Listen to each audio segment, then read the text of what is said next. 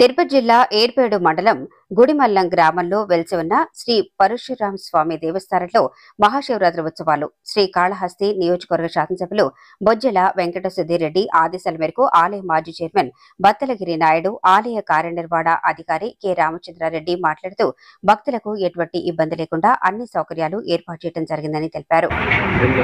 మొదటి శివాలయమైనటువంటి శ్రీ పరశురామేశ్వర స్వామి దేవస్థానం శివరాత్రి బ్రహ్మోత్సవాలను మా ఎమ్మెల్యే గారు ఎంతో వైభవంగా నిర్వహించాలని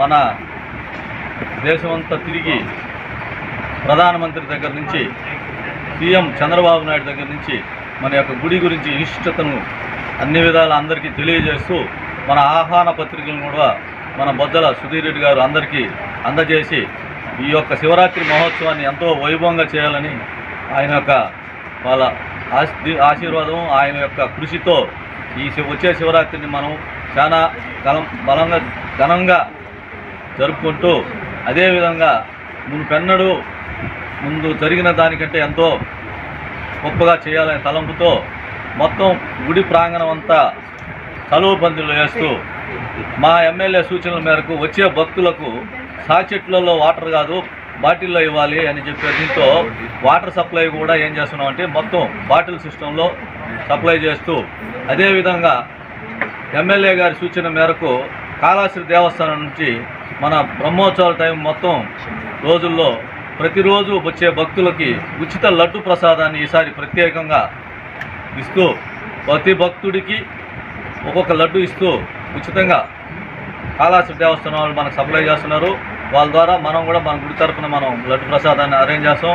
అదేవిధంగా అన్నదాన కార్యక్రమం ప్రతిరోజు ఈ ఉత్సవాలు జరిగిన ప్రతిరోజు మధ్యాహ్నం అన్నదానం ఉంటుంది. శివరాత్రి రోజు మాత్రం మార్నింగ్ 11 గంటల నుంచి ఈవినింగ్ 3 గంటల వరకు కంటిన్యూగా అన్నదానం జరుగుతుంది. ఈ యొక్క పరశురామేశ్వర స్వామి అన్నదాన ట్రస్ట్ ద్వారా.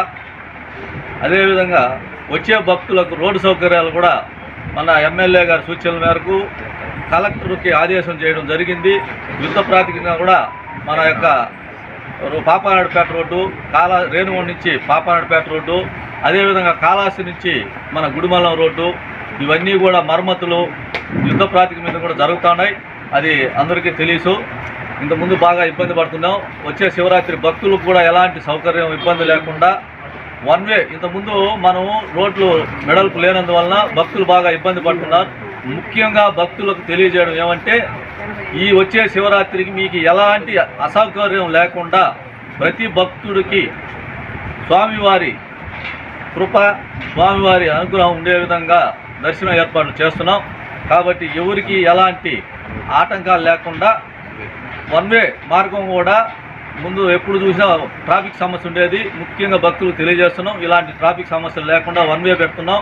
ఆ వన్ వేను కూడా గుడి దగ్గర నుంచి పాపానాయుడుపేట నుంచి గుడి వరకు వస్తూ ఉంటాయి.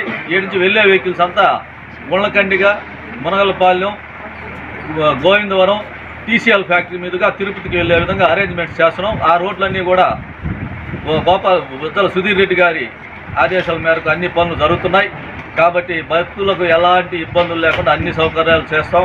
మజ్జిగ క్యూ లైన్లో చిన్నపిల్లలకి బిస్కెట్ ప్యాకెట్లు అదేవిధంగా మజ్జిగ ప్యాకెట్లు వాటర్ సప్లై అన్నీ కూడా చాలా పగడ్బందీగా చేస్తున్నాం. ఈ గుడిలందు శివరాత్రి మహోత్సవాన్ని చాలా జాగ్రత్తగా చేయాలనేది ఆయన ఆదేశాలు. ఆ ఆదేశాలు తప్పకుండా పాటిస్తామని తెలియజేస్తున్నాం. ఈ శివరాత్రి రోజు మార్నింగ్ నుంచి మరుసటి రోజు 26వ తేదీ ఉదయం నుంచి 27వ తేదీ 5 గంటలు 6 గంటల వరకు కూడా సాంస్కృతిక కార్యక్రమాలు అంటే నిద్ర మేల్కుంటారు. భక్తులు వచ్చేవాళ్ళు శివరాత్రి రోజు రాత్రి నిద్ర మేల్కుంటారు. కాబట్టి ఆ రోజు కంటిన్యూగా ఏదో ఒక ప్రోగ్రాం నడిపే విధంగా ప్లాన్ చేస్తున్నాం. ఖచ్చితంగా సాంస్కృతిక కార్యక్రమాలు ఉంటాయి. 22 నుంచి కూడా సాంస్కృతిక కార్యక్రమాలు ఉంటాయి. కానీ శివరాత్రి రోజు మాత్రం కంటిన్యూగా రాత్రి అంతా నిద్ర మేల్కుంటారు కాబట్టి కార్యక్రమం ఫుల్గా ఉంటుంది. శివరాత్రికి 10 రోజులకు కార్ పార్కింగ్ కోసం నా స్థలంతో 5 ఎకరాలు ఇస్తాను. దానిలో వన్ వే పెట్టి కార్ పార్కింగ్ పెట్టి వెహికల్స్ నిలిచేదానికి పార్కింగ్ చేసేదానికి సౌకర్యంగా ఫ్రీగా ఇస్తున్నాను. పేరు రామచంద్రారెడ్డి, కార్యనిర్వహణాధికారి. ఈ దేవస్థానం సంబంధించినటువంటి రెగ్యులర్ పార్కింగ్ ప్లేస్లో క్లీన్ చేస్తున్నాం. ఇది సంవత్సరానికి వేరే రైతుల దగ్గర నుంచి నేల బాడికి 15,000 రూపాయలకి తీసుకున్నాం. ఇది కంటిన్యూగా 2019 నుంచి చేస్తున్నాం. ఇంకా శివరాత్రికి ఎక్కువగా పార్కింగ్ కావాలి కాబట్టి ఇంకా కూడా ఉన్నటువంటి స్థలాన్ని క్లీన్ చేస్తున్నాం.